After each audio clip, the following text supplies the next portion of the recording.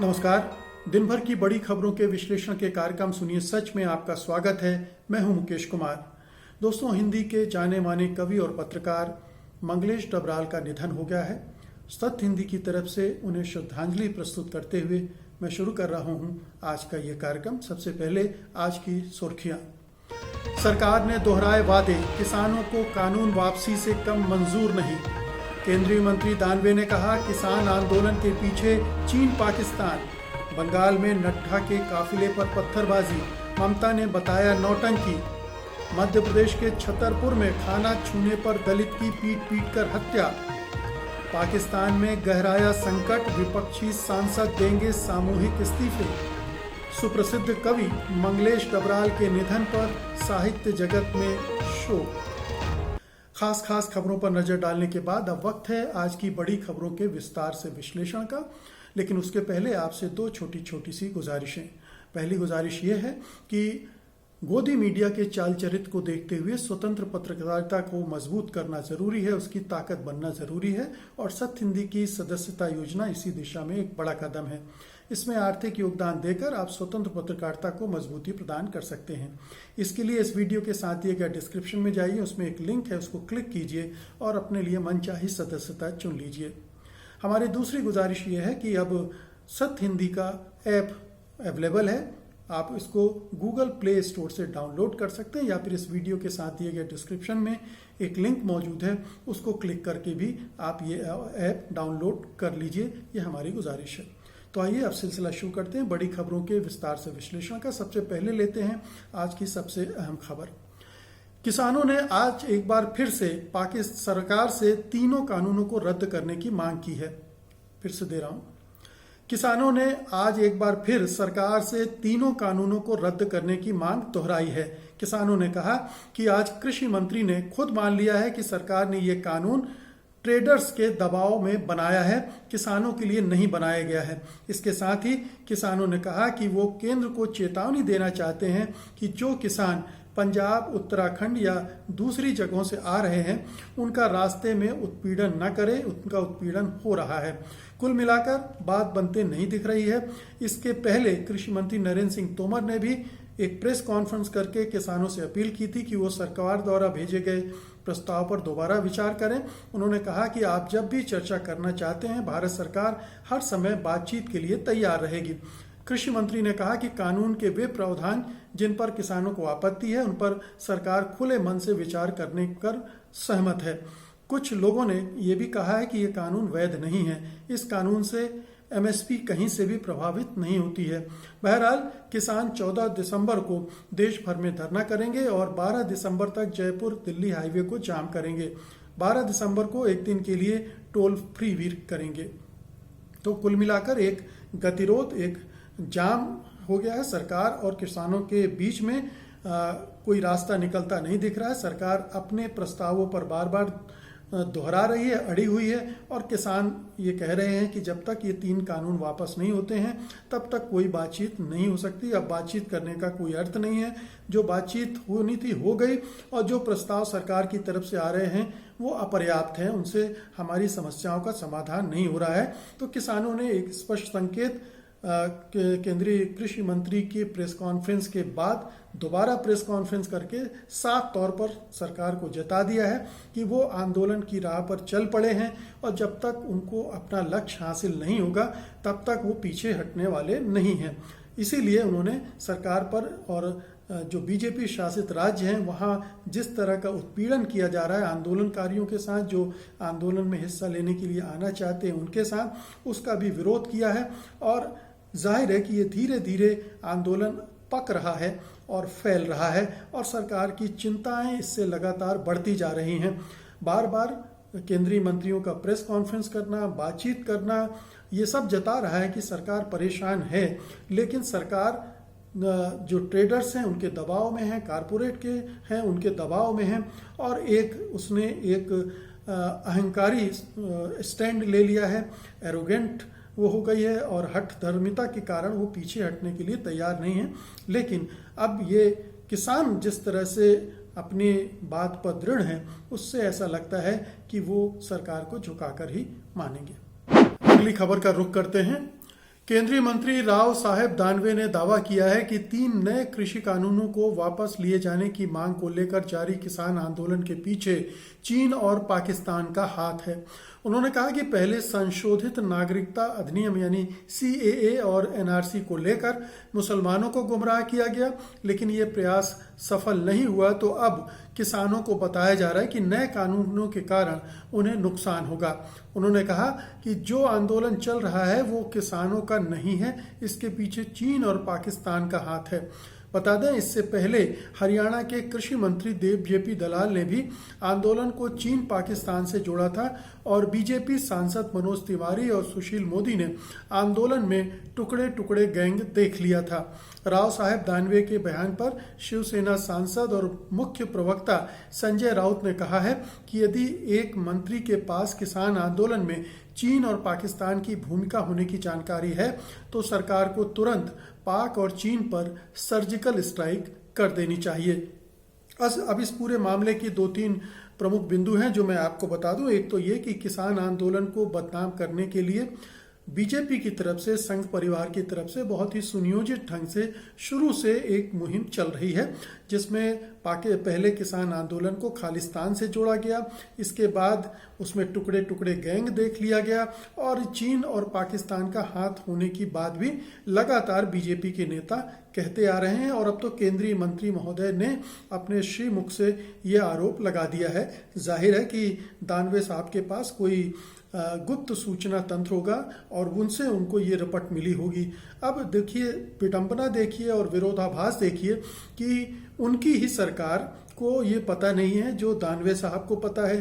दानवे साहब कैबिनेट के सदस्य हैं, क्या उनको ये सूचना अगर उनके पास है तो प्रधानमंत्री और गृह मंत्री और कृषि मंत्री को नहीं देनी चाहिए? क्योंकि वो तो इन किसानों से बात कर रहे हैं जिन किसानों को चीन और पाकिस्तान ने भड़का दिया है या उनके पीछे है। इन किसान नेताओं से और इन किसान आंदोलनकारी किसानों से बात करना एक तरह से फिर तो देशद्रोह हो गया, क्योंकि जो लोग दूसरे देशों के भड़कावे में आंदोलन कर रहे हैं उनसे अगर हमारी सरकार बातचीत कर रही है तो ये तो यही बात हो गई कि देशद्रोहियों के साथ केंद्र सरकार बातचीत कर रही है।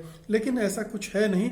ये हम सब जानते हैं कि किसान आंदोलन अपनी समस्याओं, अपनी चिंताओं की वजह से पैदा हुआ है और लगातार फैल रहा है। और चूंकि वो इतना बड़ा आंदोलन हो गया है कि बीजेपी के हाथ पांव कहना चाहिए झुरझुरी आ गई है और वो परेशान है कि किस तरह से इस आंदोलन को शांत किया जाए। किसान आंदोलन को CAA के आंदोलन से जोड़कर देखना भी और जोड़ना भी, इसका भी एक मकसद है। और इसमें भी शाहीन बाग का जिक्र पहले कर चुके हैं बीजेपी के नेता, मुसलमानों से जोड़ना इस किसान आंदोलन को। और चूंकि मुसलमान बीजेपी और संघ परिवार के जानी दुश्मन हैं जिनके खिलाफ वो लगातार जहर उगलते रहते हैं, तो इससे किसान आंदोलन को जोड़कर और एक हिंदुत्व वाली जो लाइन है उसको खड़ा करने की कोशिश की जा रही है, क्योंकि बहुत ही दुर्भाग्यपूर्ण और टुच्ची राजनीति का प्रदर्शन है। बिल्कुल साफ है कि इस आंदोलन में किसी का कहीं से कोई हाथ नहीं है, लेकिन हमारे बीजेपी और केंद्र सरकार के मंत्री इस तरह के बयानात देकर उन्हें जो इस तरह की विभाजनकारी ताकतें बाहर बैठी होंगी या देश के अंदर भी होंगी, उनके हौसले बढ़ा रही हैं। तो ये एक गैर जिम्मेदाराना रवैया भी है और कहना चाहिए कि एक लोकतांत्रिक समाज में जिस ढंग से सरकार को और राजनीतिक दलों को व्यवहार करना चाहिए ये उसके विपरीत है।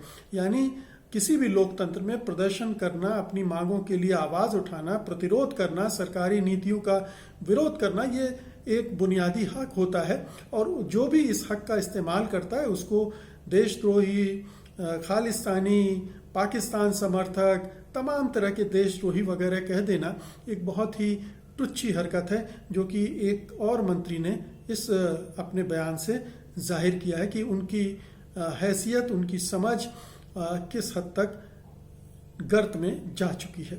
पश्चिम बंगाल की मुख्यमंत्री ममता बनर्जी ने बीजेपी के राष्ट्रीय अध्यक्ष JP नड्डा के काफिले पर हमले को एक ड्रामा बताया है। उन्होंने पूछा है कि क्या हमले की योजना पहले से तैयार कर ली गई थी, क्योंकि BSF और CRPF के रहते कोई आपको छू भी कैसे सकता था। बता दें कि बीजेपी ने आरोप लगाया था कि जेपी नड्डा के काफिले पर पत्थरबाजी की गई है और इसके पीछे तृणमूल कांग्रेस है। बीजेपी नेता कैलाश विजयवर्गीय की कार पर भी पत्थरों से हमला हुआ है। वे दक्षिण 24 परगना जा रहे थे। बीजेपी ने टीएमसी पर आरोप लगाया कि उसने जेपी नड्डा के काफिले पर हमला करवाया है। टीएमसी ने इन आरोपों को सिरे से खारिज कर दिया है। गौरतलब है कि अगले साल राज्य में विधानसभा चुनाव हैं, इसलिए बीजेपी की राज्य में सक्रियता बढ़ी है। ये पहला मौका नहीं है जब बीजेपी और टीएमसी में तनातनी देखने को मिल रही है। बीजेपी के प्रदेश अध्यक्ष दिलीप घोष ने कहा है कि पार्टी के राष्ट्रीय अध्यक्ष की सुरक्षा में राज्य सरकार ने जानबूझकर चूक की है, जिसके बाबत उन्होंने गृह मंत्रालय को चिट्ठी लिखी है। इससे पहले गृह मंत्रालय ने संज्ञान लेते हुए पश्चिम बंगाल के मुख्य सचिव से नड्डा की सुरक्षा को लेकर सवाल किए। बता दें कि नड्डा के काफिले पर पत्थरबाजी से पहले बुधवार को उनको काले झंडे भी दिखाए गए थे। तो पश्चिम बंगाल में चुनावी माहौल गर्मा रहा है। बीजेपी पहले से लगातार इस तरह की कोशिशें कर रही है उकसाने वाली कि ममता बनर्जी टीएमसी भड़कें और इस तरह की हिंसक कार्रवाई करें ताकि बीजेपी को और ज़्यादा बोलने और अपने प्रचार करने का मौका मिले। हालांकि ये टीएमसी की भी जो राजनीतिक संस्कृति है वो हिंसा से सराबोर रही है, लेकिन बीजेपी भी इस मामले में उस्ताद है। वो भी जहां भी रही है और जहां भी उसकी पार्टी सत्ता में है वहां कई तरह की हिंसाएं हमको देखने को मिल रही हैं, चाहे उत्तर प्रदेश हो या मध्य प्रदेश हो, जहां भी है वो तरह तरह की हिंसाएं वहां कर रही है। और पश्चिम बंगाल में चूंकि उसने पश्चिम बंगाल को जीतने का लक्ष्य रखा हुआ है, इसलिए वो आर पार के ढंग से इस चुनाव को लड़ रही है। इसमें केंद्र सरकार भी शामिल है, राज्यपाल भी शामिल हैं और बीजेपी और संघ परिवार के तमाम घटक जो हैं वो तो शामिल हैं ही। और पूरी जो सरकारी मशीनरी है केंद्र सरकार के पास वो भी इस काम में लगी हुई है बीजेपी की मदद में। तो बीजेपी अभी हालांकि चुनाव होने अप्रैल में और दिसंबर में ही जेपी नड्डा, कैलाश विजयवर्गीय, अमित शाह वगैरह सब टूट पड़े हैं और इससे जाहिर है कि तापमान लगातार बढ़ता जा रहा है और दोनों तरफ से एक तरह से हिंसा की तैयारी है और आगे चलकर बड़ी हिंसा भी हो सकती है।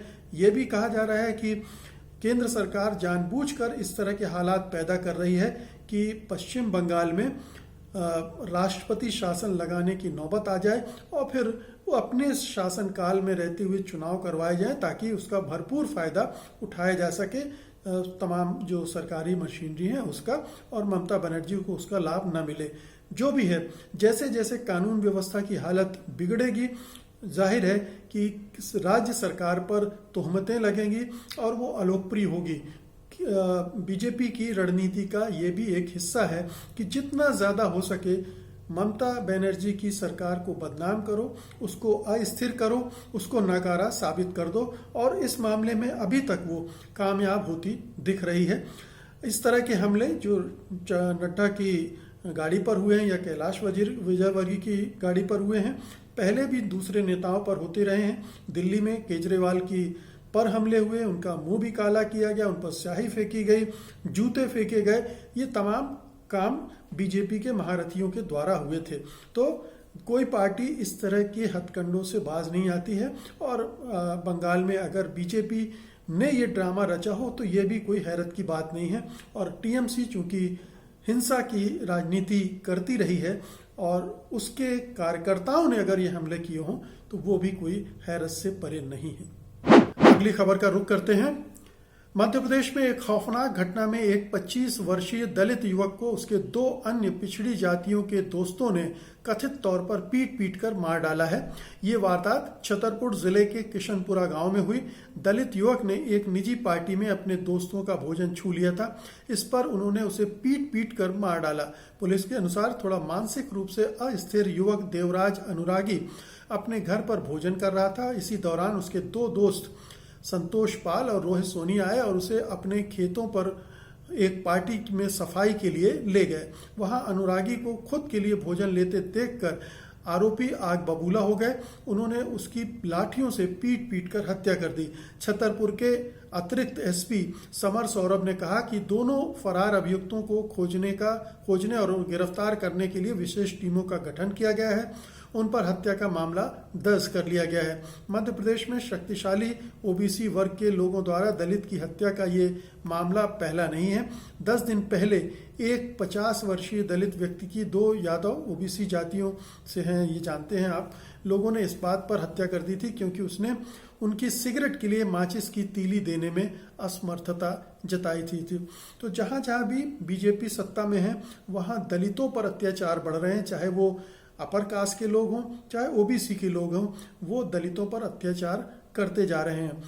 मध्य प्रदेश के मुख्यमंत्री शिवराज सिंह चौहान अपने को मामा कहते हैं, तो आखिरकार ये किन के मामा हैं? क्या ये केवल सवर्णों के मामा हैं, उनकी रक्षा के लिए तैनात हैं? दलितों पर लगातार अत्याचार हो रहे हैं, उन पर उनकी क्या कार्रवाई है? और सबसे बड़ी जो विडंबना है या विरोधाभास है, जाति व्यवस्था के मामले में कोई कानून का पालन नहीं होता जो कानून है, और दूसरा बीजेपी और संघ परिवार जाति व्यवस्था तोड़ने के लिए कोई आंदोलन नहीं चलाती।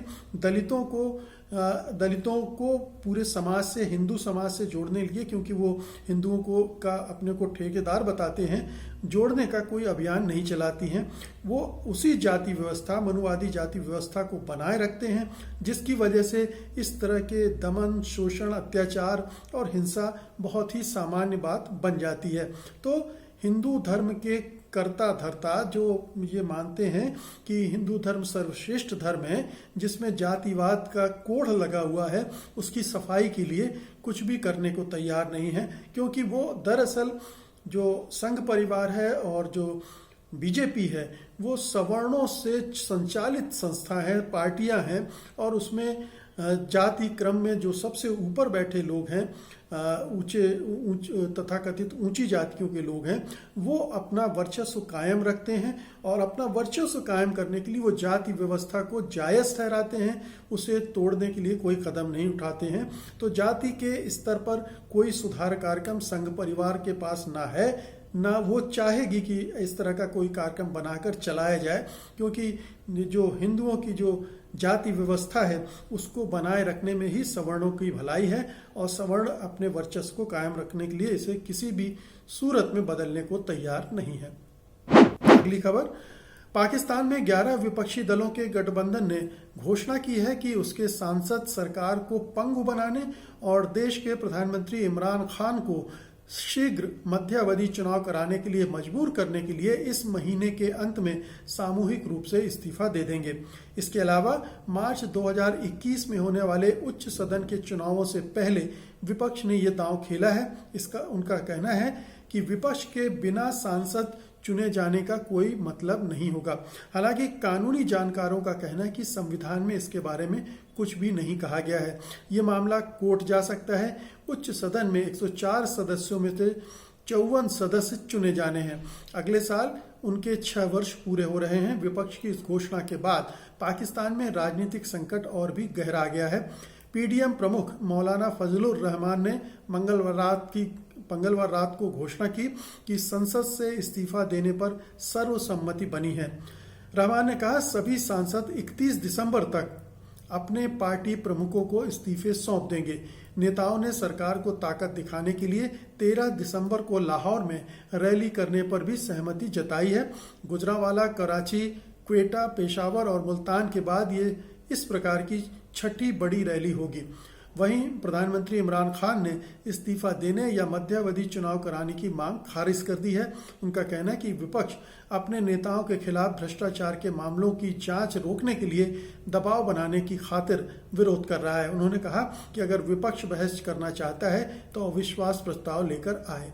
तो पाकिस्तान में विपक्षी दलों ने पूरी घेरेबंदी कर दी है। वो जान रहे हैं कि इमरान बहुत कमज़ोर विकेट पर बैठे हुए हैं और अगर एक धक्का दिया जाए तो वो गिर सकते हैं, और ये संसद से सामूहिक इस्तीफे की जो रणनीति है वो इसी दिशा में एक कदम है कि अगर सारे विपक्षी दल बाहर आ जाएंगे तो संसद का कोई मतलब नहीं रह जाएगा, क्योंकि एक दल रहेगा और फिर ये एक दल की सरकार, एक दल का लोकतंत्र नहीं चल पाएगा। तो एक दबाव बनाने की रणनीति के तहत, जो कि पिछले 6 महीनों से अपोजिशन एकजुट होकर लगातार कर रहा है, लगातार रैलियां कर रहा है, लगातार जनता को जागृत करने की कोशिश कर रहा है, और इमरान खान उसके दबाव में आ गए हैं। इमरान खान विपक्षी दलों को झूठे आरोपों में फंसाने, जेल में डालने और इस तरह के हथकंडे आजमा रहे हैं, लेकिन वो बहुत ज़्यादा चल नहीं पा रहे हैं। अभी उन्होंने पूर्व प्रधानमंत्री नवाज शरीफ के बेटी को भी जेल में बंद कर रखा है और भी कई नेताओं को कर रखा है, और ये सिलसिला दमन का वो चला रहे हैं, जिसकी वजह से विपक्षी दल और भी करीब आ गए हैं और भी एकजुट हो गए हैं, और ये निश्चित रूप से इमरान खान पर ज़बरदस्त दबाव पड़ रहा है। लेकिन एक तरफ दबाव पड़ रहा है, एक तरफ पूरा पाकिस्तान जो है गहरे संकट में गिरता जा रहा है, क्योंकि ये राजनीतिक संकट एक संविधान का संकट भी बन जाएगा, एक लोकतंत्र का संकट बन रहा है, क्योंकि चुनी हुई सरकारें अपना कार्यकाल पूरा नहीं कर पा रही हैं, उनका चरित्र बहुत ही दमनकारी है, और एक पूर्ण तरह से लोकतांत्रिक सरकार वहाँ स्थापित हो और चले, इसकी गुंजाइश वहाँ की सेना भी नहीं रखना चाहती है। तो बड़ी विचित्र स्थिति में पाकिस्तान फंसा हुआ है, एक नया संकट अब उसके सिर पर है। और अंत में जाने माने कवि मंगलेश डबराल को हमारी श्रद्धांजलि। हिंदी जगत के मशहूर कवि और लेखक मंगलेश डबराल का बुधवार को निधन हो गया। साहित्य अकादमी पुरस्कार विजेता डबराल को कोरोना वायरस और निमोनिया की चपेट में आने के बाद एम्स में भर्ती कराया गया था। 72 वर्षीय दिग्गज कवि को सांस लेने में काफ़ी तकलीफ थी और वेंटिलेटर पर रखा गया था, मगर उन्हें बचाया नहीं जा सका। मूल रूप से उत्तराखंड के निवासी डबराल जन संस्कृति मंच के राष्ट्रीय उपाध्यक्ष भी रहे। मंगलेश डबराल ने लंबे समय तक जनसत्ता के साहित्य पृष्ठों का संपादन किया। इससे पहले वे प्रतिपक्ष, पूर्वग्रह, अमृत प्रभात जैसे पत्र पत्रिकाओं से जुड़े रहे। इस समय वे नेशनल बुक ट्रस्ट से जुड़े हुए थे। मंगलेश डबराल अपने पीछे कविताओं का ऐसा संसार छोड़ गए हैं जो उनकी याद दिलाता रहेगा। डबराल को साहित्य अकादमी पुरस्कार के अलावा शमशेर सम्मान, स्मृति सम्मान, पहल सम्मान और हिंदी अकादमी दिल्ली के साहित्यकार सम्मान से सम्मानित किया गया था। उनके निधन की खबर पर साहित्य और पत्रकारिता जगत में शोक की लहर है। अब इस कार्यक्रम के अंत में मैं मंगलेश डबराल की ही एक बहुत ही चर्चित कविता तानाशाह पढ़ रहा हूँ। कविता इस तरह से है। तानाशाहों को अपने पूर्वजों के जीवन का अध्ययन नहीं करना पड़ता। तानाशाहों को अपने पूर्वजों के जीवन का अध्ययन नहीं करना पड़ता। वे उनकी पुरानी तस्वीरों को जेब में नहीं रखते या उनके दिल का एक्सरे नहीं देखते। ये स्वतः स्फूर्त तरीके से होता है कि हवा में बंदूक की तरह उठे उनके हाथ या बंधी हुई मुट्ठी के साथ पिस्तौल की नोक की तरह उठी हुई उंगली से कुछ पुराने तानाशाहों की याद आ जाती है, या एक काली गुफा जैसा खुला हुआ मुंह इतिहास में किसी ऐसे ही खुले हुए मुंह की नकल बन जाता है। वे अपनी आंखों में काफ़ी कोमलता और मासूमियत लाने की कोशिश करते हैं, लेकिन क्रूरता एक झिल्ली को भेजती हुई बाहर आ जाती है और इतिहास की सबसे क्रूर आंखों में तब्दील हो जाती है।